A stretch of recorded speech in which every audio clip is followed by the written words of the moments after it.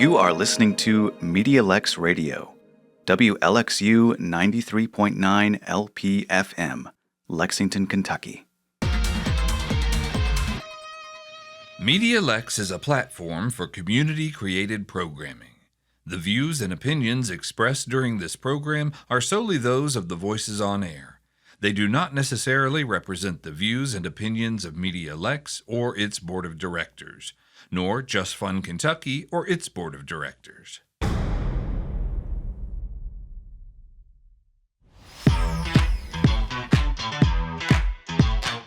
You are listening to MEDIALEX Radio, WLXU 93.9 LPFM, Lexington, Kentucky. I am your host, Mark Royse, and I want to welcome you to a special that is being presented tonight by JustFundKY. It's called The Deep End, and it's a conversation about topics that are of interest and importance to the LGBT community here in Lexington. And I've got some great guests with me, then we're going to have some great conversation. And so I'm going to introduce folks and let you all say hi. First, I've got Morgan Jones. She's the VP of the Urban League of Young Professionals here in Lexington. Hi, Morgan. Hello, how are you? I'm doing well. Great to have you here. And Kyle May, who is the founder of Open Doors Counseling Center. And part of our conversation tonight is going to have to do with mental health. Hence, that's why we have an open door counseling person here. Hi. Hello, thanks for having us. Yeah, and then we have Corabelle Hall, who is a case manager and a drag artist, and she's also here to provide some perspective on mental health as well as drag art and spirituality, as the case may be. Hi, Corabelle. Hello, hello, hello. Thank you for having us. Well, I'm very excited, and so we're going to jump in. This show is going to be 3 conversations that happen over the next couple of hours, and the episode tonight is about money, status, mental health, and how that impacts the LGBT community. So we're going to just jump right in with the first observation. There's a stereotype that LGBTQ plus people are wealthy and childless with disposable income, and where does that stereotype come from, and how does it play out in the actual LGBTQ experience? Who would like to start there? Yeah, go ahead, Kyle. Well, I mean, I've heard that stereotype that especially gay men are usually wealthy and have more money and, you know, higher class perhaps. But we work with a lot of people in our work who do not have that kind of experience. They do not have that kind of lifestyle. Many of our clients have dealt with homelessness or being evicted or not being able to have a job or discrimination at a job, or sometimes the discrimination is very subtle, but other times it's very clear and direct, you know. So I think that that's overlooked because most of our community does not always feel like they have a voice to share that kind of experience that they're having, or that it's, you know, it's very vulnerable and it's hard to be open about what we're facing in our communities. Morgan, do you want to jump in?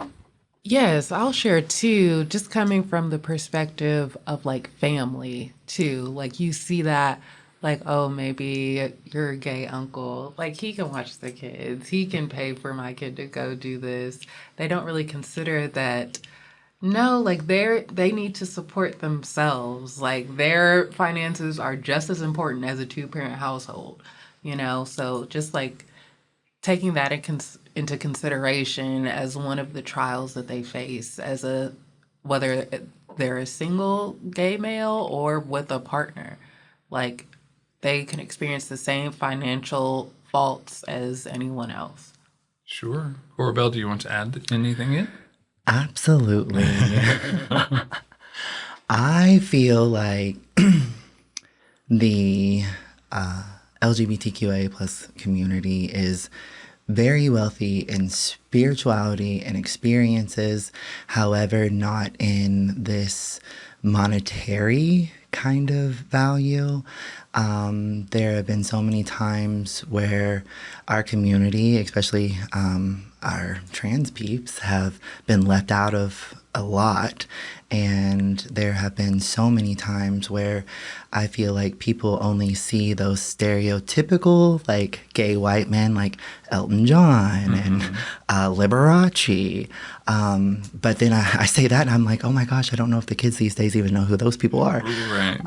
But it's like, you know, they see the extravagant, extreme versions of these gay individuals or trans individuals or whoever they may be. However, it's so fantasized and it's like so false, because here in Kentucky, yes, I know a lot of wealthy people, but they've also had to work very, very hard to get where they are. They also have overcome a lot of persecution, and it's wild, because I think a lot of the times it's literally just a projection of people's insecurities, because even though a lot of the queer community doesn't have the so-called riches of the world, we're still content and we're still happy and we're still joyful. And so I feel like it's more of a kind of like stab per se. Well, I think from my perspective, when I noticed it happening was during the ramp up for marriage equality, and especially in the human rights campaign. And there was this big thing floated around that gay people were a multi-billion-dollar consumer base. And that has been a conversation that's been had at Pride, like the corporatization of Pride and all of that. And I think those, you know, upstanding white men on their yachts were really pointed to as like, okay, these are the people you can advertise to. These are the people who are going to spend money with you. But it is, I think, very male. I think gay women are left out of it. Trans people obviously are often left out of these conversations. So you all alluded to it, but in as much as you work with clients and work with folks who are impacted, I'm going to turn it around a little bit differently now. How does financial stress show up for members of the LGBT community that might be different than the way they show up otherwise in the culture or to other folks in the culture? Do you have a sense of that? I think one thing I've noticed is that our community doesn't talk about money much, or wealth building, or finances, or how to have I call it like a financial well-being or financial health. They like we were talking earlier before this started, some people don't even know that it's possible to be wealthy in the monetary sense. And, you know, I've also been able to hear from many people in the community who may have some reservation about wealth. Maybe they have some negative views around what wealth means, or, you know, they may think that someone who has money or who has maybe climbed the ladder in that way is somehow bad, because we think of specific people in our country or in the world who may actually kind of be or do bad things with wealth. Exactly. Sure. So there can be some hesitation to even want it because of what they think that might mean about them if they have it. Sure. And then I also think Corabelle hit on a really important point in terms of the fantasy of it all. You know, pose is not the trans experience for a whole lot of people, you know, and the same thing with Queer as Folk, back when that was the big show. That wasn't really the experience of anybody who wasn't like in an urban center or that sort of thing. And so this idea that and this is what I want to know from you all, and it sounds like maybe that there are all these associations with wealth, good or bad, that it's like, okay, you're the evil billionaire who's exploiting the planet, or it's aspirational, like I want to be the celebrity, I want to have the clothes, I want to do all of this, and in as much as what we talk about in our community a lot has to do with identity, I think identity and finance and wealth go very close together. So Especially in the trans community, because I feel like there is such another layer here. And for some of us, when we finally start to become ourselves and we know who we are, there's a lot of things that we have that we did not want and we were just gifted. And so becoming ourselves costs money. And, there's hair, clothes, makeup, also the gender affirming care part. And especially with some of the budget cuts and a lot of that going on, travel, also safety and transportation. That's another thing. Like, there's just not enough transportation, even in Lexington, for our, actually, let me say, safe transportation for our queer community members. And so it's like sometimes I feel like people are spending frivolously, but I feel like they're spending in a way to feel whole. And there's a sense of like compassion that I'm starting to see that needs to be kind of advocated for some of our peeps, And I don't want to say some of our peeps, a lot of our peeps, because we're just trying to be our most authentic selves. Yes, Kyle? And I think you all are bringing up a really important point about, gender and race and class and the intersectionality of all these different identities that many of us carry or identify with. So like you were mentioning the trans experience, I think that's a very important discussion to be having because, as a gay man, I've been able to walk through this life with privilege in a way that others don't have. So I just wanted to make sure we point that out too. Right, and I think that is an important consideration because, like any group, minority group, we are not a monolith. We're not like all one thing. We're as diverse as the humanity is. Morgan, what are you? Oh, yes. I was just going to circle back to what Kyle was saying earlier about having those spaces where people can actually learn about financial wealth and how to attain it. I feel like, especially as a Black woman, our race is behind and we're going to be behind. Like, we're set up to be behind of what it takes to build wealth. And like, even like down to like the psychological level, like you don't even start thinking about it until your brain is like matured enough to realize like, oh wait, I need to build a legacy now. Like I'm of age. Right. Let me start planning that.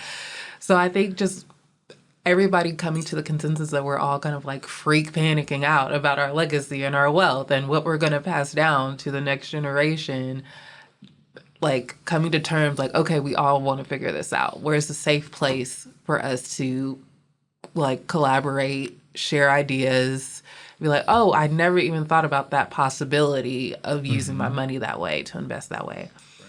So just more conversations. In our next segment, we're going to do a deeper dive into race and class and how all that impacts this. But I think the point is, and again, coming back to Corabelle talking about people spending money on themselves to affirm their identity, I was in a very interesting conference, and I can't remember where it was, but they were talking about the ways that different levels of financial stability express themselves. And usually lower income, poorer folks spend money on their identity, like on their clothes or things that make them feel wealthy, just, feel good about themselves, that sort of things. Middle class tends to start to focus on cars, houses, property things. And then in the upper wealth, you get into legacy and you're talking about enterprise and business and that kind of thing. And that's a whole spectrum of financial literacy that sometimes I think in the straight community, it is like legacy. You get it from family or you get it like someone shows you how to do it. But for a lot of folks in the queer community, I think that's just missed. And so you have these distorted views based on social media influencers, or it's like if you're a gay guy and you see the gay guy who's always doing the underwear comparisons, you're like, I need to be spending a fortune on underwear, or whatever it happens to be. So in that sense, and you mentioned it earlier, Kyle, I want to hear from you all. What do you think, from your experience in talking to people, is the subject that's sort of most taboo about finance? What you mentioned vulnerability and not wanting to seem, like you don't know what you're talking about. But what do you all think, from your experience, people are in the LGBT community are concerned about? Like, what are the financial stresses? Go ahead, Kyle. Well, I think that I've tried to bring it up a few times with people, and I often am met with resistance to even talk about it because it's so taboo. And I tend to build my career on the taboo topic, Mm-hmm. But for me, I feel like this is a conversation that needs to be happening, especially within our community, because most of the time I would say parents are having these discussions. They're not having these discussions with queer people. Queer people don't always have a great relationship with their parents or family and can't rely on them in some ways.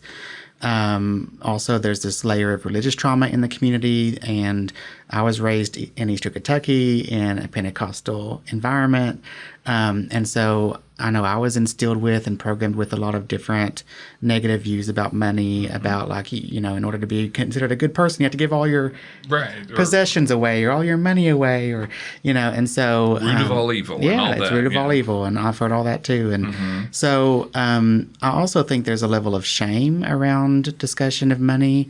I think it is, like you said, maybe... Some people see it as like exposing something about themselves, about their values, about their identity, about what they spend money on. Like all that stuff is secretive. Like we don't usually want to share what we do with our money. And some of that's because we don't have a mindset that helps us build wealth, because I know for me personally, and I've heard it from others in the community, that what's the point? Like we don't have children, most of us, a lot of us. Marriage equality for most of my life wasn't an option. And so why even worry about finding somebody to love and to marry? Or even like adopting children can be challenging depending on where you are in the world, whether it be, the state or different parts of the world. So that's usually not even something we can consider. And so there's so much, and I feel like another part of the vulnerability and the shame is just like, I think it is sometimes experienced as being exposed about like, what we do or don't know, or what we do or don't, And so since COVID, one of the things I've been doing is spending a lot of time learning about wealth, actually, and rewiring my brain around wealth and what I do with my money. And what I have seen is, for me, changing that relationship with money and changing my mindset around money, and also being willing to talk about money and have those tough conversations, and especially with myself, being able to be honest with myself around it has made a huge impact around how I experience money and what I do with my money. And side note, I'm actually debt-free now. Yay! That's a huge thing. I believe this is largely in part because of, how I've done all that work inside, Morgan? And so I think it's so important to share even like milestones like that you're debt-free. That way other people know, like, okay, wait, it's possible. My friend did it. Like my next of kin did that. But I also want to comment on what you said about money being like such a private thing. Like we don't want to say how much we make. We don't want to say how much we donate. We don't want to say these things. But wealth is going to come from community. So it's like once you get a community together, whether this person has $5 to donate, whether this person has $5,000 to donate, if you bring it together to build that wealth as a unit, that's how you build legacy. And I feel like including people, like the inclusivity of a wealth building community is like what we need to be like indoctrinating, not like keep it all to yourself. Like for what? At the end of the day, like it's like, why would you want to leave a legacy? Why wouldn't you? So like reframing it that way too. And I'll just add this real quick too. To me, wealth is a network. And like you said, being able to reinvest in the network, That's so beautiful, you all. Like, wow. Because I feel that on so many levels. And also, I want to say thank you, Kyle, because you have helped shift my brain to start to think about money as a frequency. And it's wild whenever you look at it in that way and you start to say to yourself, Corabelle, the negative number in my account is not a reflection of who I am. That negative number is there because I had to do the human thing, pay my bill, and that's okay. And I think like that also screams worth and who we are, and like we're deserving of that wealth, and reminding ourselves that the billionaires out there, they do not carry their billions of dollars around with them every single day. It is literally a mindset of frequency. And when we move into this understanding of how can my success be your success and your success my success, and we utilize each other's talents, that helps create the wealth and the network. And I think the biggest part for me, like Kyle said, it's taking the focus off the external and like fully bringing it internal and saying, okay, Corabelle, what in this moment is making me feel this type of way about money? Why am I feeling so insecure? Oh, that's because I inherited generational trauma.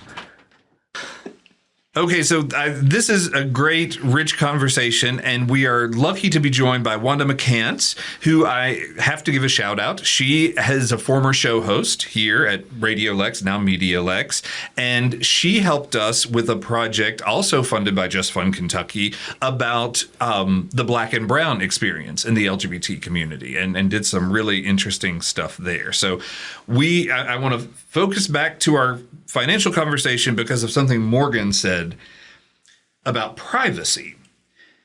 And that is not an accident, because it's really a form of control that you don't talk about what you make. You don't, because it's like because if people start saying, well, why don't we work together to network and make wealth, you're moving into territory that is dangerous territory for the people who are the established financial bastions. And so I think that's very important to acknowledge and name, is that we've been taught a lot of shame, privacy, whatever, fear about just like if you talk about money, something bad might happen.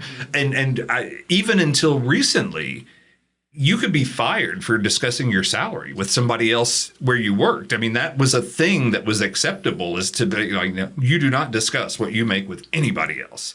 And that's how, I can't remember what movie it was, but I think it was Meryl Streep realized that the men in the movie that she was in were making like 5 or 6 times what she was making, and she was the main character of the movie and all of that.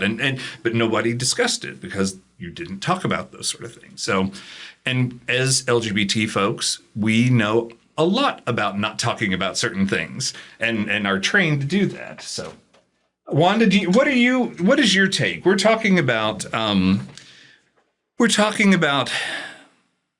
how finance plays out in the LGBT community, whether it's expectations, status, the shame that you might feel around money, the expectation and stereotypes that there might be wealth associated with the LGBT community, and that's really not the real experience. What is your take on all that? Yeah, thanks for having me, first of all. It's interesting. My take on this is, it's funny, I always start things with, it's interesting, because that means this is about to be about race, isn't it? Of course it is. Of course it is. Because that's how we observe things, right? So, and if you are a person of color, you tend to observe things differently. So that means when we're talking about expectations surrounding anything about life, definitely finances, that's something you notice at least in the Black and brown community, you might get a little tighter sensation in your chest when we start talking about money because, like you said, we don't talk about our business with just anybody because we don't know how people are going to use that information. You have to be really particular about that. And if you may be a white person, you might be insulated from some of that. If you are a person that comes from wealth, you might be a little insulated from that.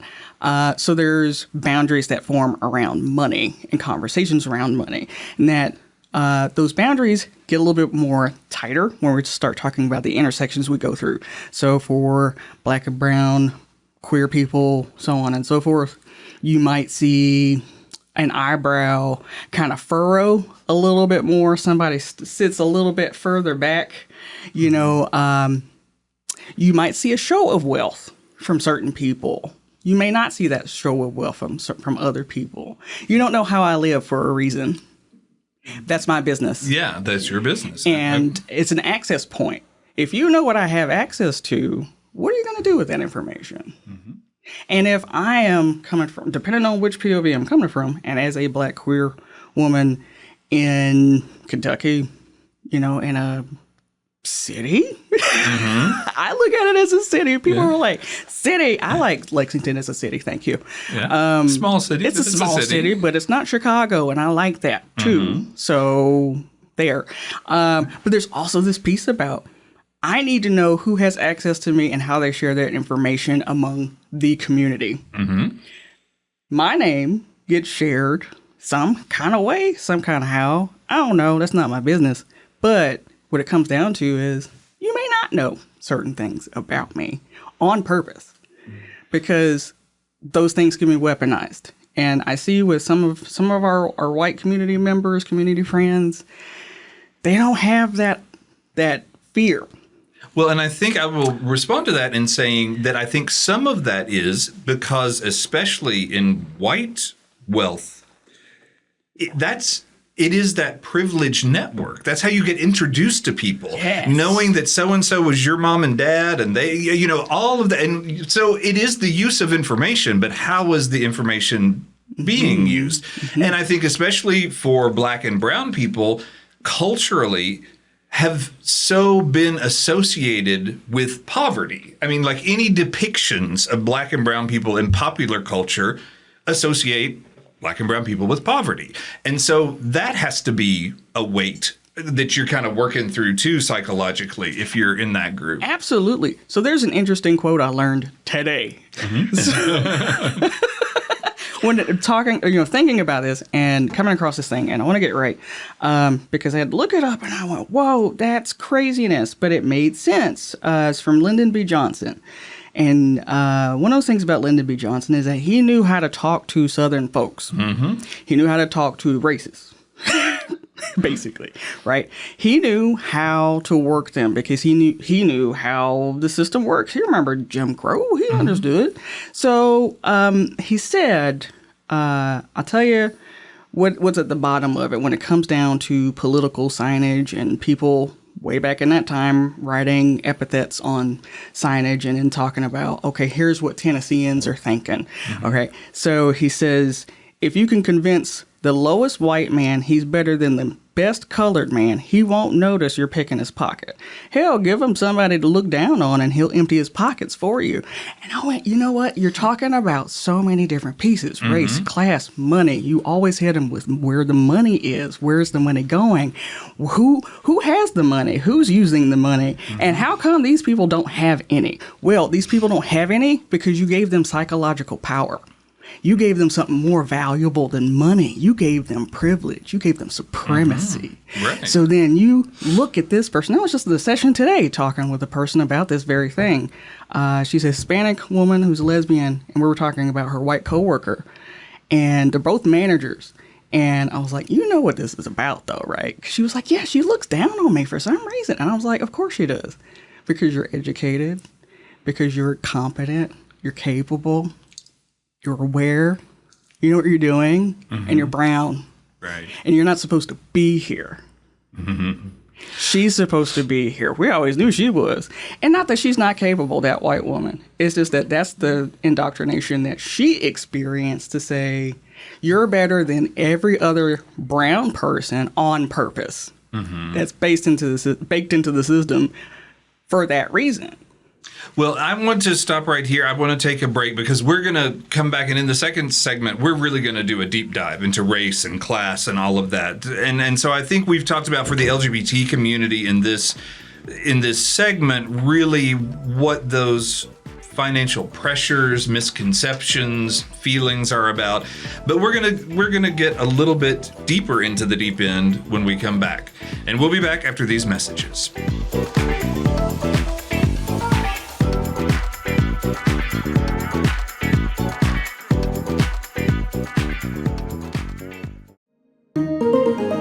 You are listening to MEDIALEX Radio, WLXU 93.9 LPFM, Lexington, Kentucky. MEDIALEX is a platform for community-created programming. The views and opinions expressed during this program are solely those of the voices on air. They do not necessarily represent the views and opinions of MEDIALEX or its board of directors, nor JustFundKY or its board of directors.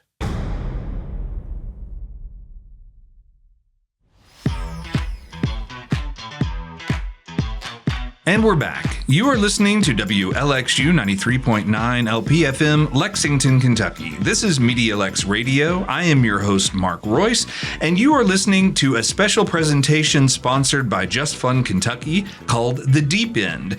And this is a two-part series. The series tonight, we are talking about money, status, and mental health with a great group of people. And we ended the last segment starting to get into the nitty-gritty about race and class and that sort of thing. So I want to share with you all something that I found that was very interesting about household wealth in the United States. Black households, the average Black household wealth is 9% of the average white household wealth. Hispanic households, 19% of white average household, and Asian, 82%. And so we're walking onto the playing field with a very, distorted playing field, and there are all sorts of reasons for that. And the last episode, Wanda gave us a quote, and it reminded me of something, because it's talking about if you convince someone that they're better than someone else, then it's easier to manipulate them. And it reminded me of what was happening with Irish indentured servants and Black slaves. We're starting to get together to revolt and to, say, hey, this is not cool. And so suddenly the Irish folks were like, you're so much better than these African slaves. You should, we're going to separate you. And then that's divided. And so it's taken care of, because then you have infighting and my wealth, my property is taken care of. So we'll come back to you, Wanda, and that quote, and that can kind of lead us off into the next round of discussion. For sure. For sure. So do you want to just restate that quote or summarize it? Because I know Morgan wanted to talk about it. If you've got it handy, just so we can hear it again, so it's fresh. State that real quick. He says, in reference to, racial epithets written on political signs in Tennessee, I'll tell you what's at the bottom of it. If you can convince the lowest white man he's better than the best colored man, he won't notice you're picking his pocket. Hell, give him somebody to look down on, and he'll empty his pockets for you. I found it so very interesting that you brought up that quote by President Johnson, because something in my spirit tells me that he had a conversation with Whitney M. Young to inspire that quote, who was the president of the Urban League at that time, who was known for infiltrating boardrooms as a way of elevating the Black community, the way to get us access. And that's a unique perspective to have, to go into the fight for equality through the boardroom. And in my lived experiences, I've had the opportunity to sit like a fly on the wall in some conversations amongst like white peer groups of white people of wealth. And I just thought to myself, I've never heard anybody in my circle or the circle next to mine have a conversation like this about money and fundraising and endowments and building wealth. It just does not happen. So it's almost like, do we ask, like, can you all talk to Black people about this? Can you all talk to other communities about this instead of just like siloing yourself and maybe share? Because you're sharing amongst each other. But I don't know. Something That's huge when it comes to, I never thought about that either, is that in my circle of people, we don't talk about, hey, how's your retirement plan going? How's that IRA? It's more about, I'm trying to make sure that the rent is paid, bills are paid, groceries in the house, we've got gas in the car. It's nothing that is about expendable income. There's nothing that's about, hey, how do we, build this community up? I live in District 1, and it's like, I don't exactly know what's going on, and I'm, going to learn that. But there are pockets of things I go, shouldn't somebody be doing something about this? Mm-hmm. Don't we have people talking about this very thing? But we don't have any, that's on the north side of town. So it's like, hey, we might look at this as a different side of town, a rougher side of town. I'm also for that reason. District 1 shorty. Yeah. Word up. I love it. I love District 1. Hey, I feel like in those communities like that, we have to have like something about it. We have to see it. It has to be tangible. Like, what are you using my money for? Am I going to be able to walk by it right now in the next weekend? Are you going to go plant the flowers right now that I gave you money for? Are you going to go build that statue? Are you going to go do that immediately? I love that you said that, because that brings me to think of a conversation that I had with my mother over the weekend. And we always love having conversations with our parentals, don't we? Because literally, I was trying to explain to her that this mindset of you are only as valuable as what you produce has got to stop. And I watched a little documentary over the weekend too about the prison system, and literally like the inmates in the prison system. It's like modern day slavery, and it's continuing to teach people like you have to produce, you have to continue to make things, you have to earn a certain wage, you have to basically anything that is external and like your financial condition determines your worth. So it's like. But that's wild, because what if we were set up for failure? And I don't mean that in a... No, I mean that with all of the way I mean it. Because if our worth is only tied to our productivity, then what happens when life happens? So then what happens when illness happens? When grief happens, when trauma happens, when discrimination happens, when inflation decides to become a drag villain that no one invited to a brunch. So suddenly people feel like failures for surviving impossible circumstances.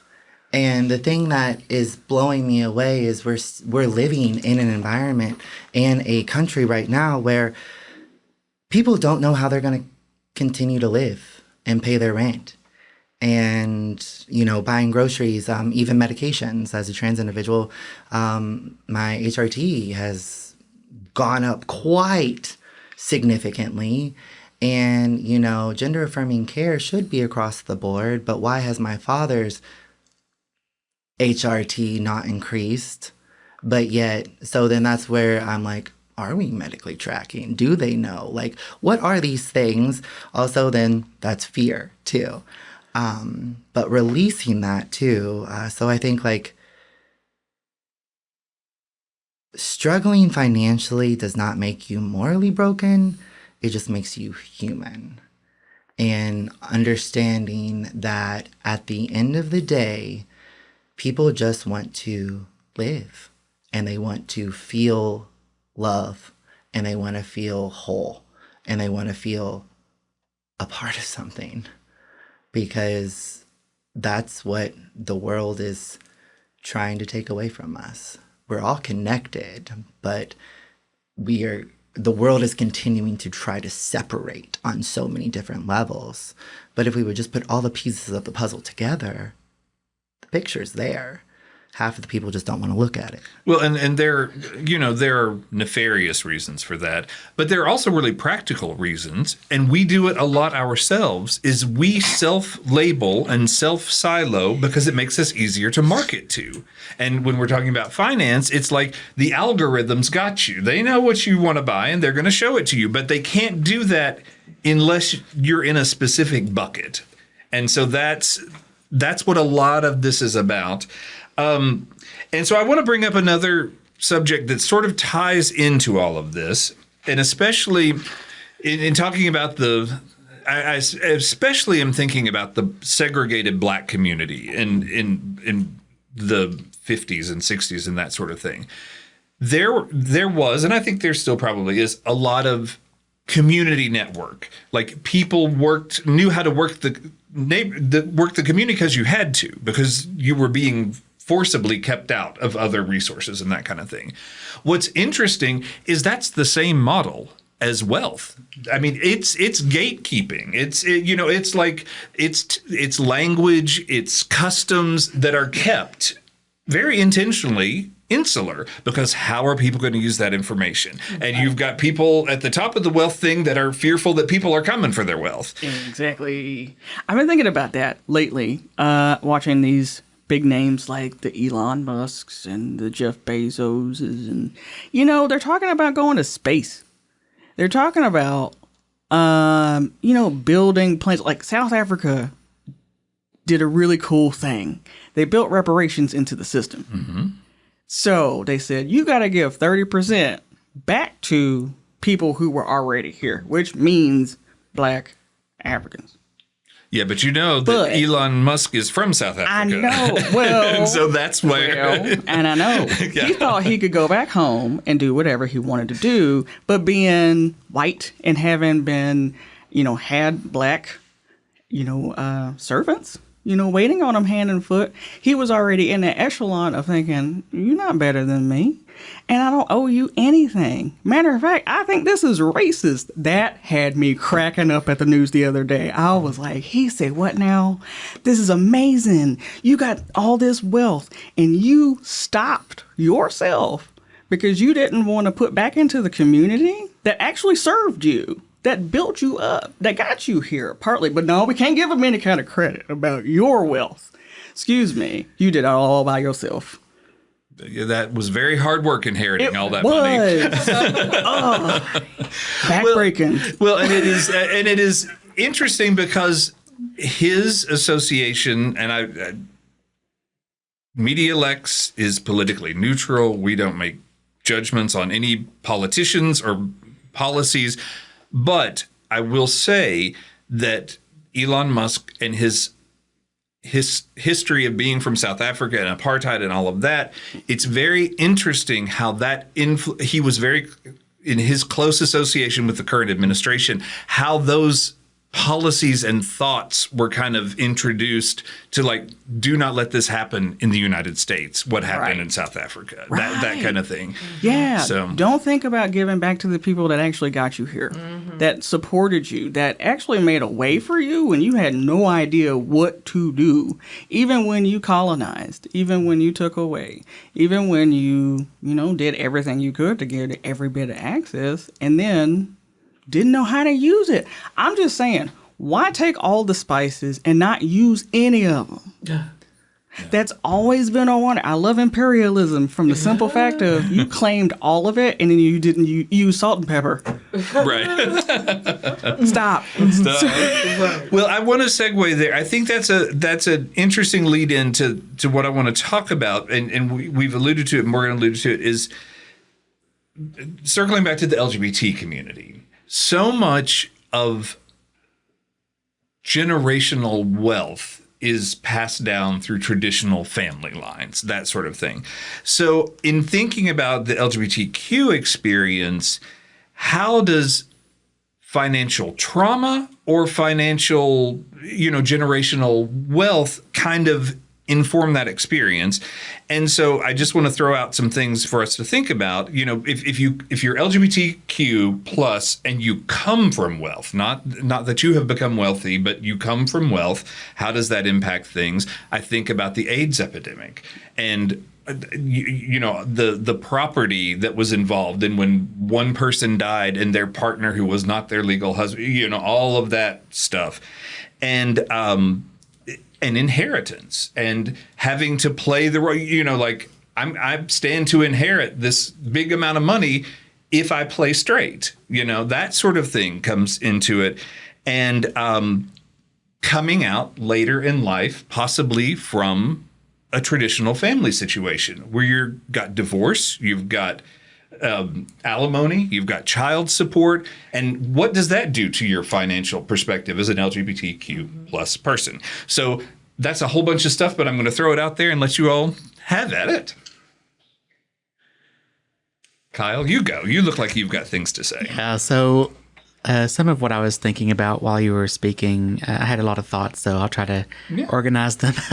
But, I was reminded of a trip I took to Portland, Oregon for vacation, and I went to an event where they were talking about the AIDS epidemic. And one of the things that stood out to me was where they shared that such a large percentage, I don't remember what it was at this point, but of the queer community passed away, and that knowledge was not passed down, the institutional knowledge was not passed down in the community. So I think we as a community have not been able to rely on or lean on our ancestors in the community as much as maybe previous generations have been able to.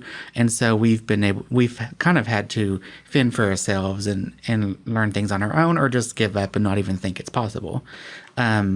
Because we're either taught it's not possible, we experience learned helplessness, or, we just don't know how to do any of that, like financial planning or saving or, those things. Like a lot of it's self-taught, if at all. Plus you have the aspect of the family or churches or other communities. Mm-hmm. Being from a small town in Eastern Kentucky, you can easily get cut off and ostracized, and basically, like you said, if you don't play straight, you're not going to be getting any of this inheritance. We'll just take you out of the will. Right. I heard that a lot. And so I remember being told by my family that I would never make any money as a therapist.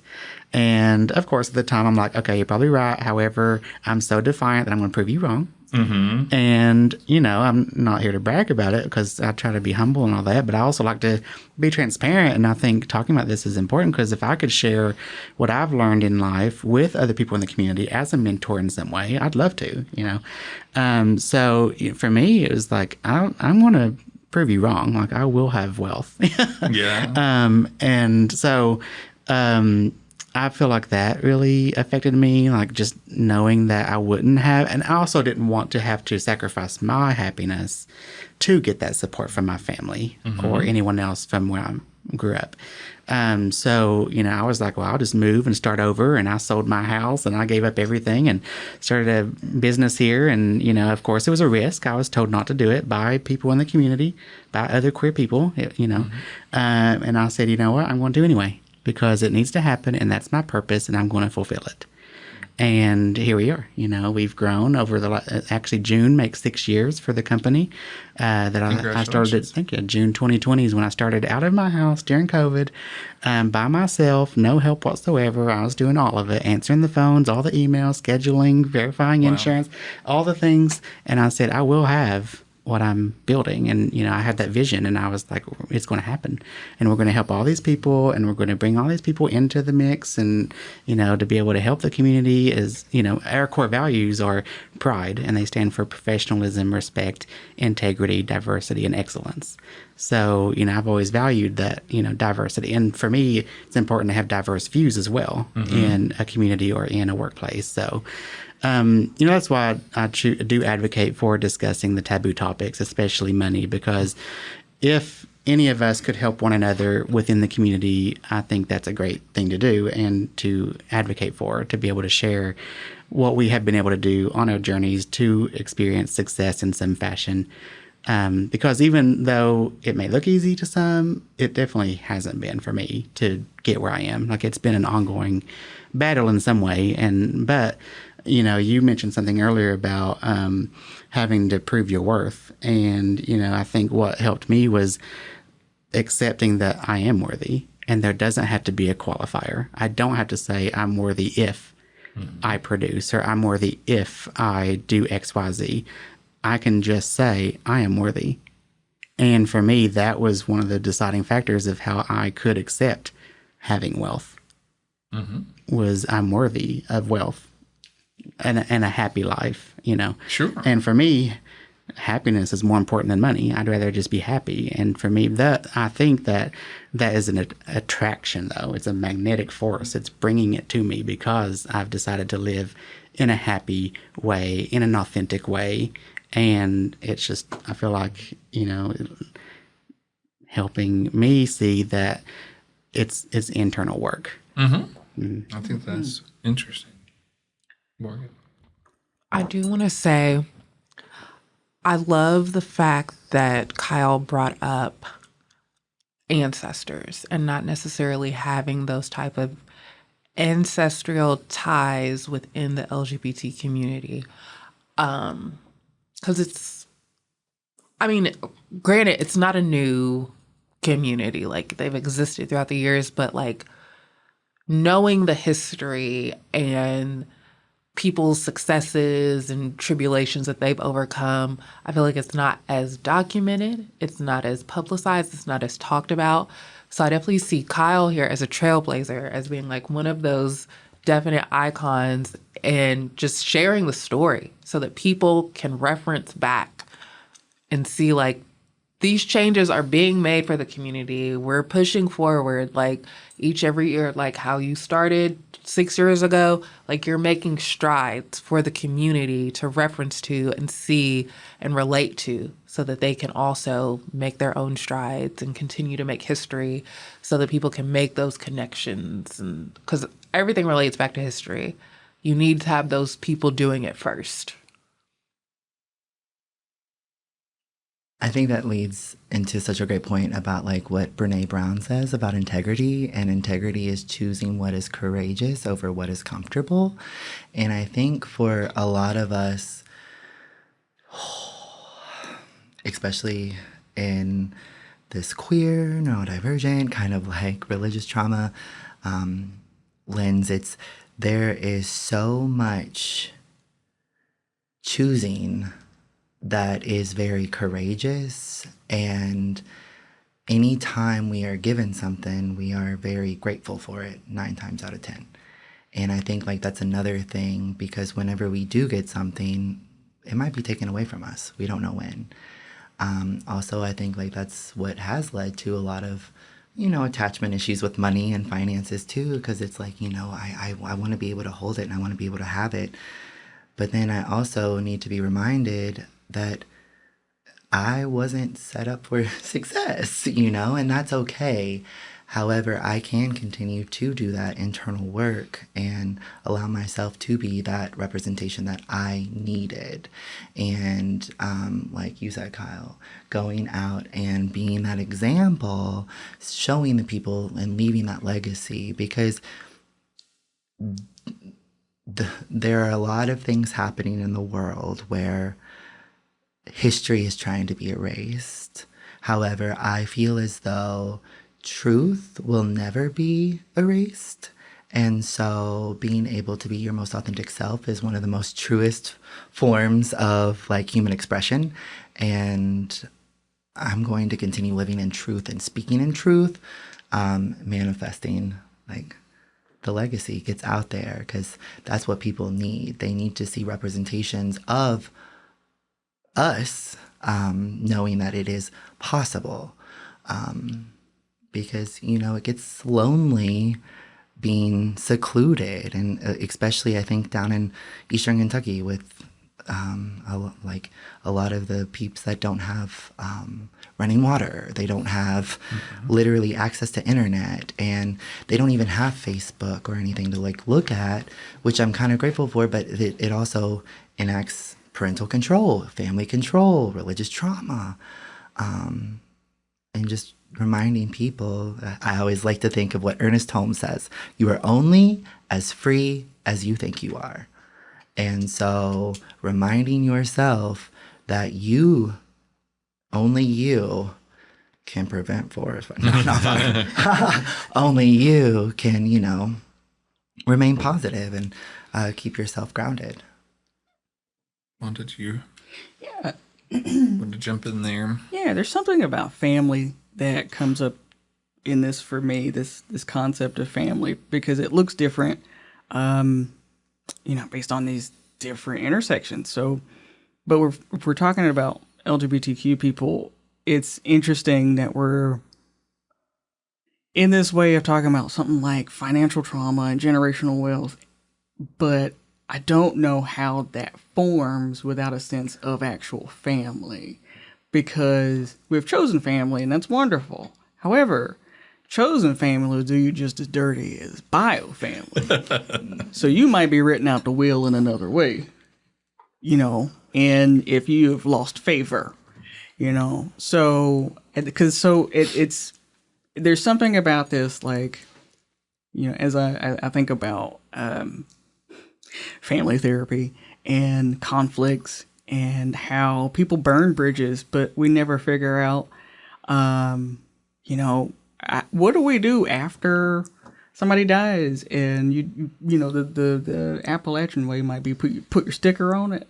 It's what I've heard. That's mine, and you haven't even died yet. Mm-hmm. And it's stuff like that's how we hand stuff down. But I'm not really sure how it works in this community so much, because it's like we have wonderful organizations like JustFundKY, but then what do we have for people of color who are also queer?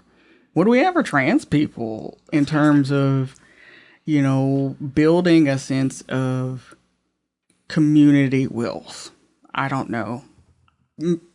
Long and short of it is we've got to dismantle the patriarchy, build a matriarchal society that forms around everybody, our most vulnerable in the middle, and we fan out. Anyway, I'm not saying I got a manifesto, but it's in the works. So it comes down to, what is family? And how does family talk about money? How does chosen family, who before were randoms, and we share different DNA and different stories, how do we talk about money? Because in this community, let's be real, there's part of this that's like, some people can be daddy. And that's awesome. Mm-hmm. That must be an awesome feeling to be daddy. But it's a lot of pressure. I will give daddy credit, whoever they are. But then it's gotta be kind of crazy for, I don't know, what's the terms now? I don't know if it used to be a sugar baby. Yeah. But I don't know. Whoever. Kept. Maybe you're a kept person. And that's its own pressures too. I get it. But I just wonder, like, how does that work if you lose favor? Because then that's your retirement. Mm-hmm. That was your financial net. What happens when you get kicked out of the nest, Well, and I think it goes back to what Morgan was saying about history. I think you can find out so much about history, and it's what you were talking about, starting with that conference about AIDS, but then that you have set forth this example, and because I think so much of our history as LGBTQ people has been hidden. And it's because, how are people going to use the information? It's like, so those threads were not transparent. There was not legal protection. And that's why you would have, people adopting their partners to make sure they could transfer wealth and that sort of thing. And the grim thing in the AIDS epidemic is people would sell their life insurance policies to just financial vultures to have the money to keep surviving because they couldn't work anymore. And it's so that whole accumulated generational wealth got used up. And I think when you get into talking about Black and brown people, LGBTQ aside, you've got redlining, you've got all these things that were intentionally keeping Black people out of the wealth. period. It doesn't matter if you fought in World War II, you don't get to buy a GI Bill home and that kind of stuff. And all of that goes into it. And so when you translate that into found family, again, it's these structures that we're just kind of making up as we go along because there isn't an infrastructure in place. And I think that and then I'll shut up, I promise. But it's this idea that we have to keep coming out. We have to keep coming out and talking about what our experience is. We have to keep saying it's important not to keep it in the closet, not to keep all that financial stuff. It's to say, look, I worked really hard for this, and this is what I did, and this is how you can do it. And I'll call my friend over here who works at the bank and say that, I'm going to sign a recommendation for your loan or whatever it is. And it's bringing it out. It's making it visible and making our voices heard. Morgan. When you said that the infrastructure doesn't exist, that made my innovative table shaker spirit jump up and down. Because, okay, the infrastructure doesn't exist. We got to make it. Right. It needs to exist. Make the banks do it the way we want to do it, not by these societal rules like, oh, you must be like how back in the day women couldn't even write checks or apply for a credit card. Without their husband's permission. No, stop. I'm gonna have a credit card, so I want to buy my stuff. And I think the same type of infrastructure, it can be created right now. Just start, I feel like you're being an innovator, starting your own practice, start your own insurance company, start your own bank. I want to start a bank. Oh my gosh. America wants to withhold you in all these little bitty boxes. You have to do it the American way. No, I'm going to do it my way. So. Well, and I think if you look at, especially mid-20th century, you have the Jewish community that was excluded from a lot of stuff, and you had immigrant communities that came in, and they had to do that. They didn't have a choice, so they built their own systems of financial trade and loans and all of that, and they just bypassed the supremacist structure. And so it can be done. Yeah. It can be done. But I feel like in order for it to be done, community has to collaborate. I feel like a lot of the times I see this in the Black community, we're so siloed. We want to do it, but we want to do it. It should be Morgan's America. It should be Johnny's America instead of collaborating within the community, spreading the pie, spreading the information, spreading the knowledge, and looking towards the future, not looking at the present. I feel like we're so bogged down with just the instant gratification instead of thinking about longevity. And you're right now, you are feeling terrible. Do you want people to continue? Other people are feeling terrible. I think it's important to have these conversations. We're all on the same page. We all feel terrible about this. Let's do something about it so future people don't have to feel terrible about it. There's an element of control in there too, of like you said, it's I have to do it my way, and it has to be my way. But we keep, that's one of those patterns that we keep running into that we go, hey, that's not the only way to do this. It's like religion. Christianity is not the only one that works for people, since ever. So how about we try another option? Maybe there's a third, fifth option, maybe a sixth, seventh, eighth option that we can look at that gives us some context for looking at what we're actually dealing with. Instead of another thing that happens is it becomes my baby, and I'm the only one that can take care of this baby, and I don't want to delegate anything to anybody. Well, then we're just living in the short term. And from what I've seen, the long game is really effective because we're in the outcome of the long game right now with this administration. So when we look at, wholly everybody is in survival mode. we look at the richest of the rich, and what are their concerns about, like, Mom Donnie's ideas? Oh, I don't know how much, that's too much tax money I would have to pay on my second home that I don't even live in. So you mean you can't make more money from the millions of dollars that you already have established and institutionalized, and nobody else has that information. So we can't share it short term and in survival mode. There has to be something that says I can give up some control to, you know, organizations that are made to help me, or something I think about is relationships. Part of, I think, what we run into in the queer community is negative relationships or poor relationships that never got a chance to repair.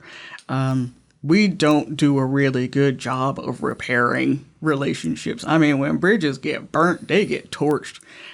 I've lived in Kentucky for 18 years, and I've seen many organizations just sink because of bad blood and petty arguments and things that could have been healed. But I'm an idealist on some days. And then I go, that's why we can't get any further. You know, we keep infighting instead of, you know, trying to heal and repair. And then when we're talking about Black and brown folk who get lost in the shuffle as queer folk who are also trying to be entrepreneurs and build up and grow, it just gets lost. Well, I'm going to stop us there. We need to take a quick break, but we're going to come back and we'll do our third segment. And I want to continue this because I think we're in the sweet spot of this conversation and how everything is playing out. So we'll be back after these messages.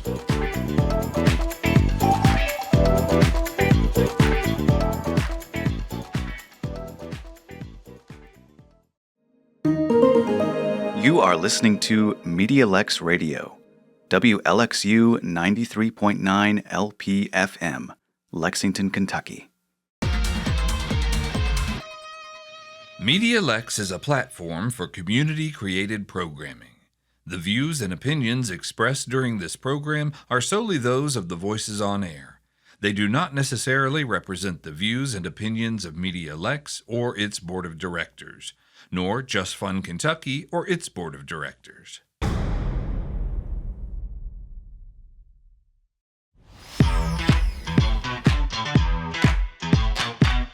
And we're back. This is WLXU 93.9 LPFM, Lexington, Kentucky. I am your host, Mark Royse, and this is a special presentation that is sponsored by JustFundKY called The Deep End, where we are talking about issues important to the LGBTQ community and perspectives important to the LGBTQ community. I am joined today by a great group of folks: Kyle May, who is the founder of Open Doors Counseling; Wanda McCants, who is a former show host here with RadioLex, now MEDIALEX. She's a therapist and clinical director. Corabelle Hall, who is a case manager and drag artist. And Morgan Jones, who's the VP of Urban League Young Professionals. And we've been having a wide-ranging conversation about the subject of finance and how that plays out in the LGBT community, how race and class get impacted and wrapped into that, how generational wealth, family, whether it's found family, made family, or biological family, how does that impact our experience of finances? So we were talking about that as we wrapped up the last segment. I want to lead back in.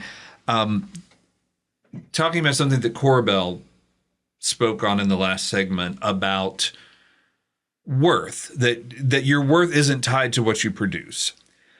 But there is the flip side of that, because I think, as we were talking about, people who are born into wealth, who are in class, that is the worth. You know, they have worth. They instead of being in a disadvantaged economic situation and saying, I am not, my worth isn't tied to that. on the opposite end of the spectrum, you have people who are like, my worth is tied to that. I am empire. I am, I am legacy. I'm all of that. So I think it's important to kind of just acknowledge that range of experience and how this very same thing can be so different depending on what class you are. And that's obviously tied to what race you are as well. So, as we get into this last conversation, I want to talk to you all as folks who work in the community. We've talked about the fact that despite the stereotypes, the LGBT community isn't not necessarily just flush with cash and we're all wealthy and we all do this. And there are many people in the community who have real need for resources. So I wanted to kind of bring this down to the community level and say, when folks come to you and they need resources around anything like basic, like housing and food, or, financial guidance, employment help, what are the resources that exist that are great? What's missing? What does the LGBTQ community have, and what do we need? And I'll let you all jump in. I became certified as a financial therapist, or a CFT, certified financial therapist, and I believe that is missing from the profession and from the conversation and from people's awareness to know that it even exists. And I believe that financial therapy is going to be one of those opportunities for people in the profession to start to learn about and to embrace and acknowledge that they have to work through their own hangups with money as well. But I think for the LGBTQ plus community, I think that's going to be another resource that they could look for and start utilizing and asking for by name. Because when we think of financial therapy, many people think of financial planning or coaching or financial counseling or advising or any of those other roles or resources. But financial therapy is actually about the internal experience with money and our thoughts and our feelings and our habits, our attitudes, our values, and our behaviors, what we're doing with money, and why we're doing it, like the emotion behind the action or the impulse. So, as I've been doing my training and reading up on it, and I'm going to a conference actually soon to learn more, they talk a lot about financial trauma. They talk a lot about financial anxiety or financial shame or those, deeply rooted emotions that we have around money. So I think that's a resource that is missing, and there aren't very many financial therapists in Kentucky, to my knowledge, and I've asked the Financial Therapy Association as well. There are only about 2 or 3 certified financial therapists in Kentucky. So that shows that there isn't an awareness about it, even within the profession. And so for me, I believe it's important to be bringing it up and talking about it, because I think by raising awareness among the therapists that could get certified, or you could actually be a financial professional and become certified because there's a crossover there.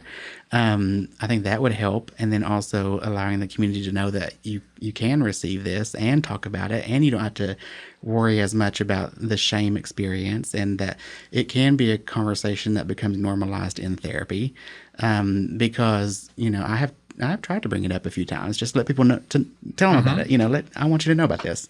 And I would say a good 90% of the time, I get either resistance or shut down, or I can see the shame on their face, or avoidance or discomfort, or, but then every now and then I'll run into a client who's like, oh my God, yes, I need this and I want this and let's do this, and you can just see how their life changes because of that openness. Yeah. And it is the worth thing that Corabelle was talking about in that sense. Morgan? As far as gaps in the representation in the LGBT community and also in the Black and Brown community, is just having more people who look like us, who have gone to learn about the things that we as a community just don't take the time to educate ourselves on, like financial therapy. I would also say in that same realm of like realty and like understanding mortgage, understanding insurance, understanding those different aspects of wealth overall. But like, how do we attain that? And it's so much easier when you can go into those spaces with someone who relates to you, with someone that you could share like lived experiences with. You can learn so much easier. And that person can also teach you so much easier by using like relatable references. Yeah. I love that you said that because I think like that's wonderful. We need to help people feel empowered enough to know that they are the resource. I am the resource.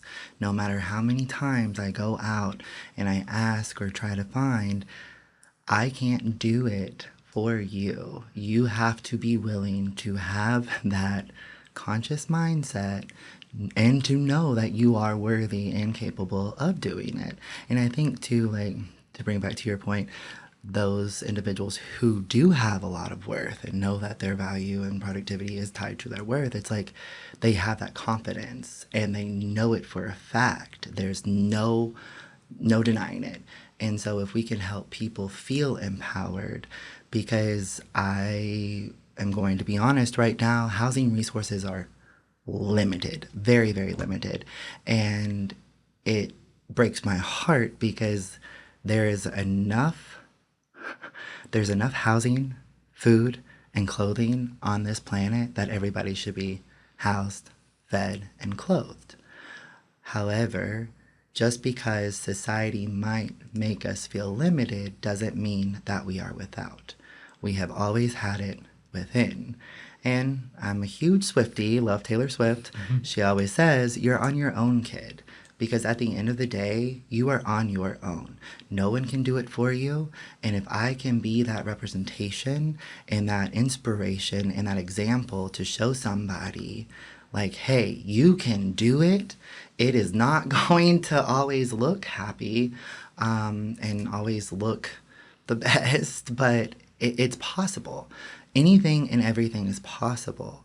And reminding ourselves too, kind of like what Morgan says, is like we can create these resources. We just have to be willing to have the conversations. We have to be willing to have an open dialogue, put our differences aside, and say, look, at the heart of the matter, if love is the answer, what is the question? So what are we doing? What are we saying? Why are we doing it? Why are we saying it? And what is this really for? Because I feel like there's so many things that could be happening if only communication were had.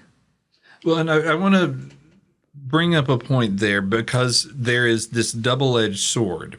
It's very different if you have someone who comes to you and say, I know you can do this because I did this, and here's how I did it, and here's how you might be able to do it, and I believe that you can do it, versus someone who is standing apart and doing the whole bootstrap thing. Like, well, you just need to figure it out. You just need to figure out how to get out of this situation you've gotten yourself into, which might be, 10 generations in the making that you had nothing to do with it. And I think that is where that crux of self-worth lives.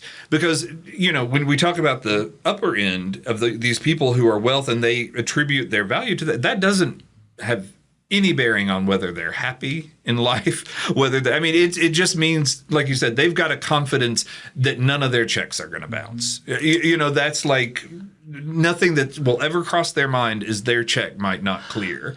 And so, yeah, go ahead. Because RuPaul says, and it's so funny because RuPaul says literally wealth only adds to your personality. And wealth only adds to who you are as an individual.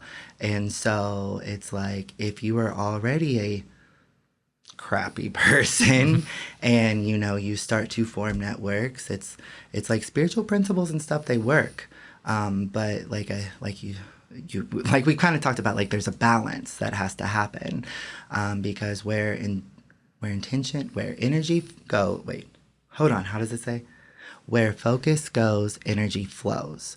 So being able to understand that if I'm continuing to put this negative mindset into this understanding, I will reap a negative result. Or if I keep putting positive intention or hope into it, then I will also receive hope.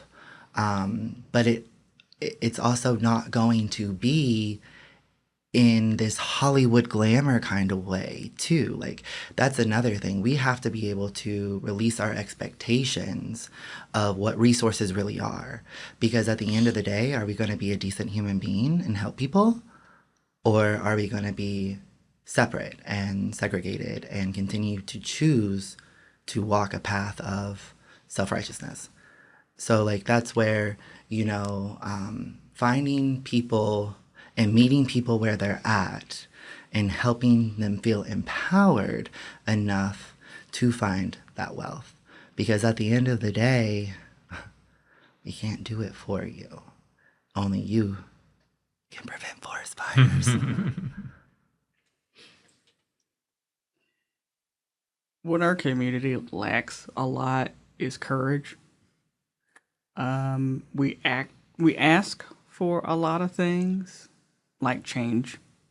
And I will be one of the first to tell you, as a therapist, we hate change. Therapists hate change too, actually, because we're very much creatures of habit. But so are queer people. So are poor people. So are people who have been in survival mode forever. So when you ask people, look at your emotional trauma. Look at your financial trauma. Let's work through it. I might not see that client again, even though they seemed so ready. Maybe they weren't, and that fear gets in the way. One of my many tattoos that I'm proud of is of Courage the Cowardly Dog. If anybody remembers that cartoon, because that's how old I am, and Courage did everything he could to protect Muriel and Eustace, even though Eustace was terrible to Courage. He still protected Eustace. Anyway, his goal was to protect the family from all the evils, all the big bads, all the scaries, because he had to. He was the one. He was the one who had Siri before we did, asking the computer what to do, and the computer's like, "I don't know, you're going to be on your own." But part of this is part of my tattoo is Courage, giving a thumbs up with his toothy grin and having this big bad scary shadow in the background. Alon-Z is something that the 10th Doctor from Doctor Who would say. Which just means let's go, so Courage is facing fear regardless of the fact that he's terrified, because that's what we have to do sometimes. We have to dig in and say, I am terrified. And at the same time, I want to heal. Mm-hmm. I want to help. I want to be bigger than this. And that takes a lot of courage that sometimes we don't have. And so when we're talking about meeting people where they are, sometimes as helping professionals, we have to check our privilege and go, you're not in the position I thought you would be in when you said you wanted this intervention. Mm-hmm. I might have to scale back 2-3 steps because you need courage. You need to address the fear first and then say, let's be friends with the fear. That way we can take this on and say, let's go and do it anyway. And I think what's important, and that ties into another thing that I wanted to kind of mention, is to do that work. To be able to start to approach fear, there has to be a baseline feeling of safety. Yes. That you're going to be okay if you do this. And if there's anything that can mess with your sense of safety, it's financial instability. And so if all of that, and that's where your financial counseling is, if your whole, if you've got $70,000 in debt and your student loans and you're having to couch surf because you can't afford an apartment, all of that kind of stuff, those issues of safety kind of have to be addressed, I think. And you all would know more about that than I would. Mm-hmm. And I was going to add too, it's hard to know how to arrive at a destination, or even knowing that destination is possible if you've never been there or heard about it or seen it. So having never been debt free, it's hard to imagine that you can be debt free or know how to be debt free.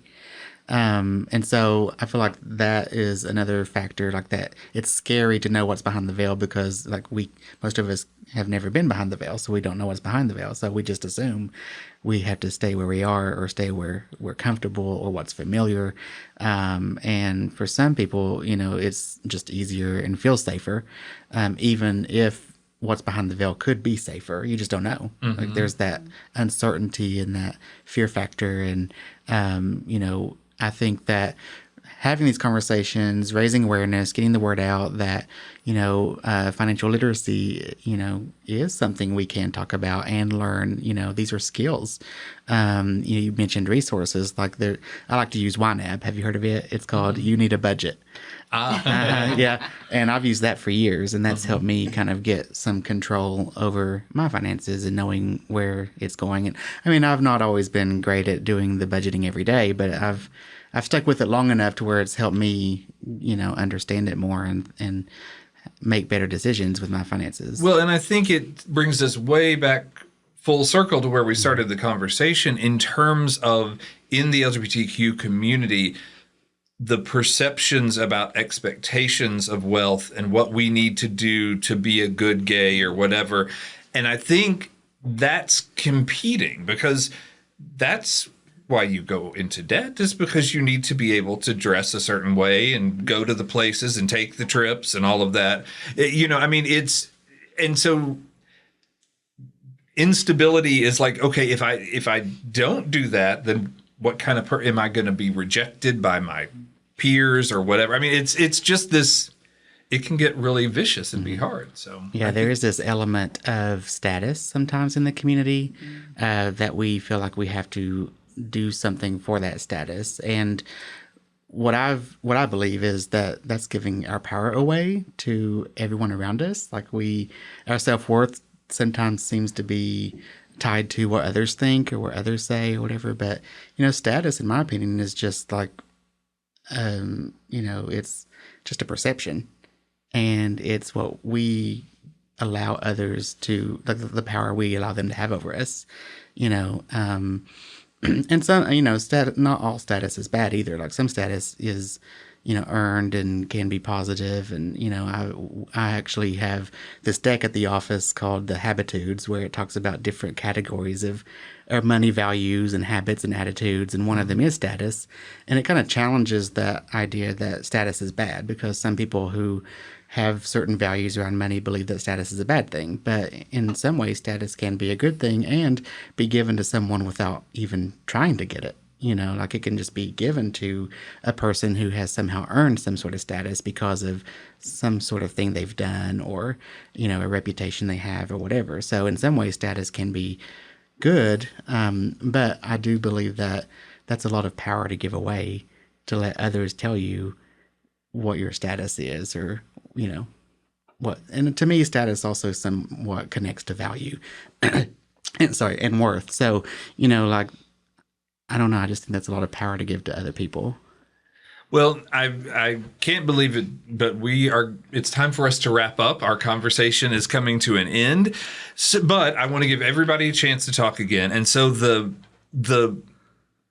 for folks who have been listening in, who have joined us, we've been talking about finance, the LGBT community, how race and class plays into that, how self-worth plays into that.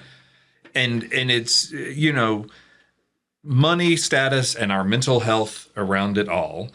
And so I'm going to ask all of you, what would you want people who are listening right now to know that they may have never heard before about what we've been talking about tonight? Wrap it up. Yeah, no. Like what, or what are your parting shots like that? What's how would you tie a bow on everything we've been talking about and encourage folks who are listening? I would say don't be afraid to ask questions. Always show up for yourself first and allow yourself to go into situations where that fear can be challenged, and also sometimes allowing another person to hold your hope until you're ready to take it back. That's totally okay too.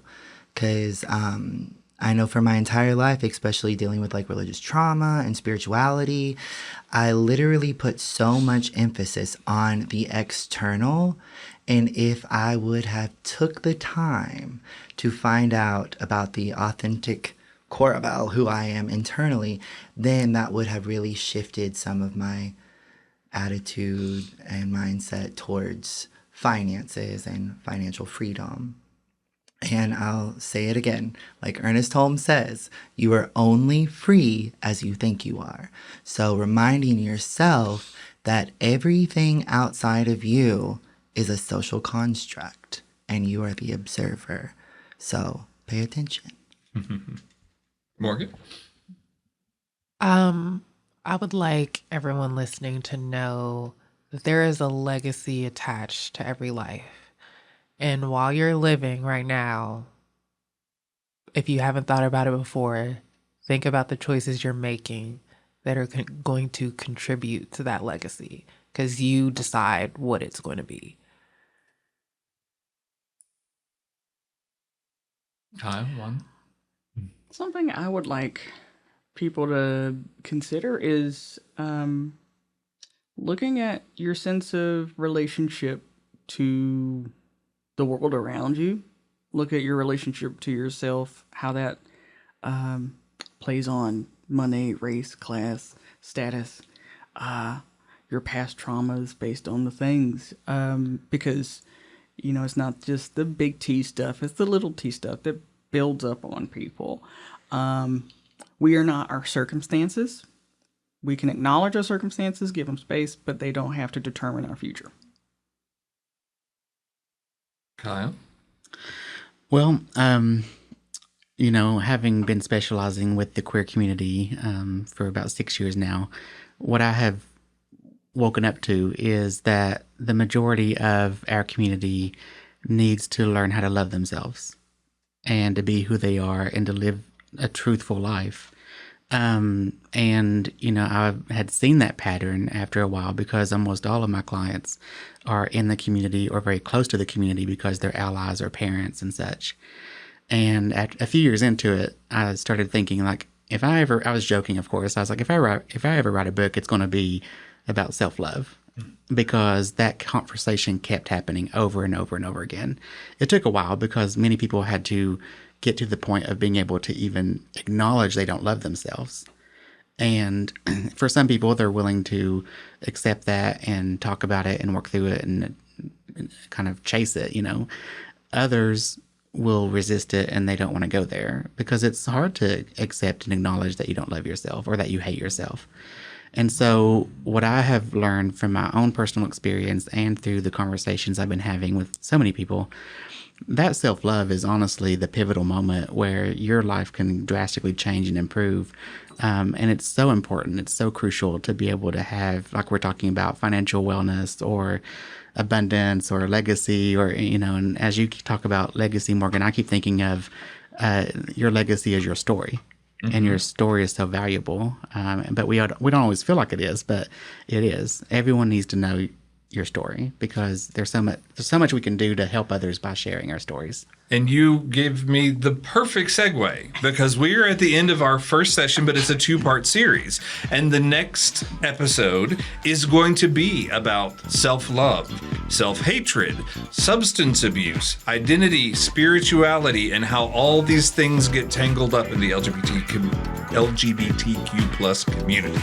So tune back in for that. That's going to be a great conversation. I'm so thankful to all of you being here tonight and having this great conversation about something that we don't really talk about a whole lot in the community. And again, folks who are listening, we've been talking about money, status, mental health in the LGBTQ plus community. I've been lucky enough to be joined by Kyle May, who is the founder of Open Doors Counseling, Wanda McCants, who is a therapist, clinical director, also a former show host here at MEDIALEX, Radio Lex, Lexington Community Radio, all of our identities, Corabelle Hull, case manager and drag artist, and Morgan Jones, who is the VP of the Urban League Young Professionals. Thank you all so much for being here, and we'll be back after these messages.